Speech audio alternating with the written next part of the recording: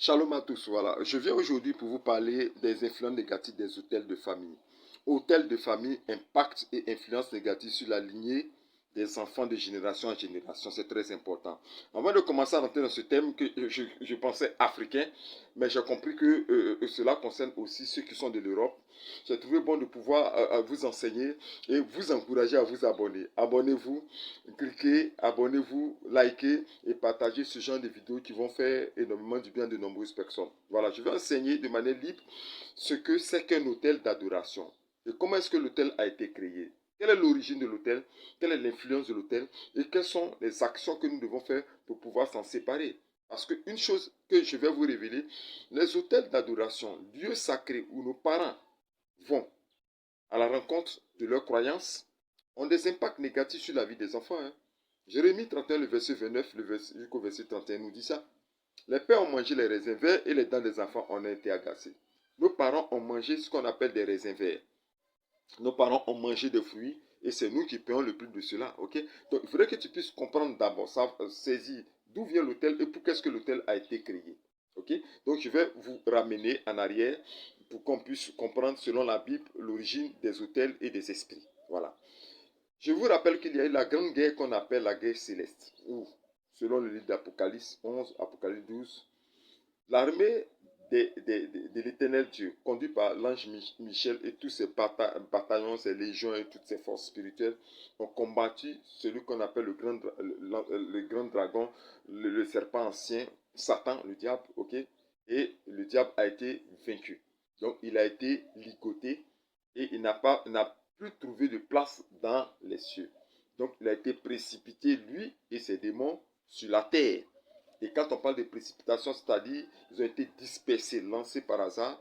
Et de là, certains sont tombés dans l'eau, d'autres sont tombés dans les forêts, d'autres sont tombés sur la terre, d'autres sont allés jusqu'au-dessous de la terre souterraine. Ils sont allés là-bas créer leur royaume. Ils se sont tous installés dans les endroits, dans les montagnes, ainsi de suite. Et ils ont installé leur base, ce qu'on appelle leur royaume particulier.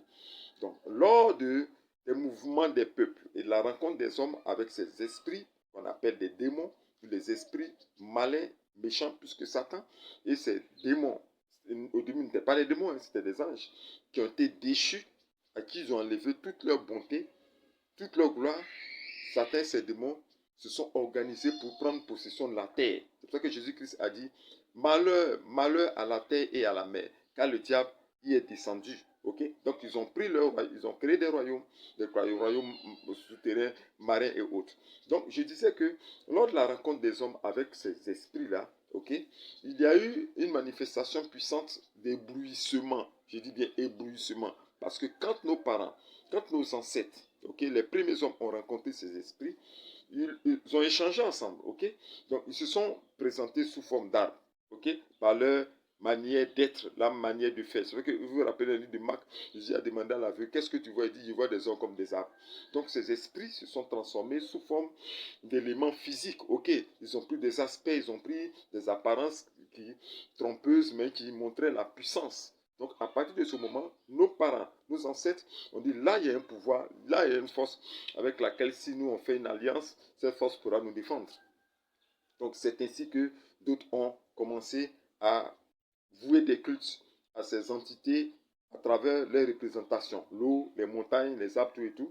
Ils ont commencé à sacrifier à leur honneur en apportant des paroles, ok, des paroles d'alliance entre eux et puis leurs enfants. Comme par exemple, ils disent, ok, ici en Côte d'Ivoire, je peux citer plusieurs peuples, ok, qui, par exemple, quand vous partez dans la région de Azopé, ici en Côte d'Ivoire, vous allez voir des peuples qui ont des eaux. Ils ont près de 32 eaux d'adoration, ok.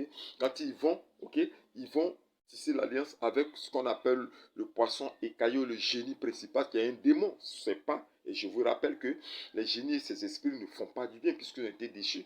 Et ceux-là viennent détruire la vie des hommes. Donc, ils viennent faire des alliances, ils vont faire des alliances avec ces démons. Protège ma famille et moi, je te donnerai ça. Donc l'alliance est faite, le contrat est fait et chacun doit exécuter. Mais sachez que Satan n'exécute jamais puisque c'est un menteur. Il n'exécute jamais le bien puisqu'il est du mal. Il est du mal. C'est un destructeur, un voleur comme dit le livre de Jean. Donc ce contrat est tissé par nos ancêtres de manière ignorante qui vendent leurs enfants de génération en génération, de siècle en siècle jusqu'à aujourd'hui, et qui les condamnent à des douleurs atroces. Et à la suite, nous constatons que ces esprits auxquels ils se sont confiés détruisent la vie des personnes, détruisent, rendent d'autres malheureux, d'autres pauvres, d'autres stériles, ainsi de suite. Ils manipulent et ils font agoniser. Comme la Bible dit dans le Nouveau Testament, que Jésus a dit, j'ai vu la terre gît sous la puissance du diable. Jésus-Christ l'a dit. La terre gît sous la puissance du diable. La terre souffre. Les hommes souffrent à cause du diable et à cause des alliances d'adoration de famille. Au début, j'ai fait ce genre d'enseignement pour les Africains. Mais après, je me suis rendu compte que les Blancs étaient aussi concernés. Partout où tu crois à la présence d'un esprit, où tu vas offrir quelque chose, vouer à cet esprit une reconnaissance ou une demande particulière, un vœu, automatiquement, là, il y a le baptême de l'autel qui se crée. Là, il y a un autel qui se crée.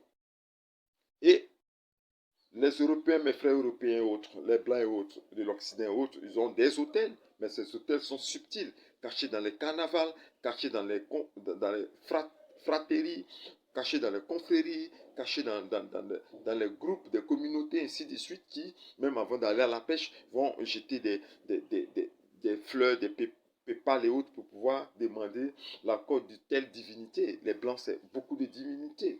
Les divinités, pour eux, qui sont des esprits, qui ont des pouvoirs. Pour eux, c'est leur génie qu'ils appellent divinité, mais qui sont des démons aussi. Donc, ce qui concerne le noir concerne aussi le blanc, ok? Parce que les esprits n'ont pas d'éteint. Ils n'ont que l'exécution du contrat qui est fait dans la décision des hommes, ok? Donc, chez les blancs aussi, il y a des hôtels, et chez les noirs aussi, il y a des hôtels d'adoration, ok? C'est lieu de rencontre, ok? Entre l'homme et puis ces démons-là. Donc, nous sommes tous dans cette situation. Donc, c'est depuis ce moment que ces esprits ont pris contrôle des arbres généalogiques, puisque le premier parent qui a créé l'ethnie a tissé l'alliance avec l'esprit.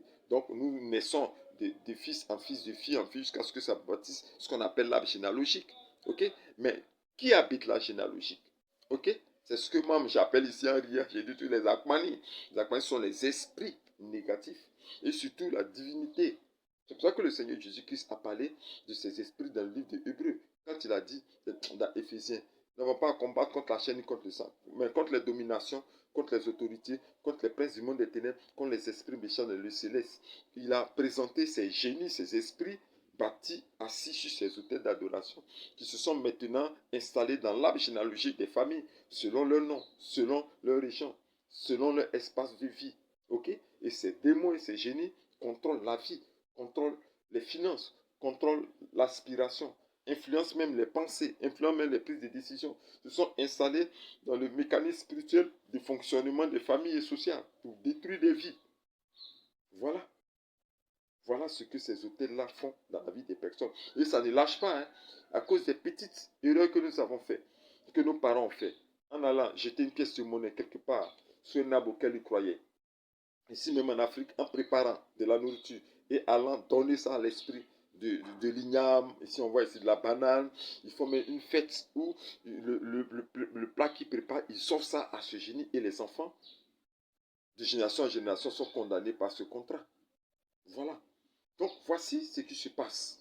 Aujourd'hui, Jésus-Christ est venu ici pour libérer les captifs. C'est ce qu'il a dit dans la parole, Galates 5, le verset 1.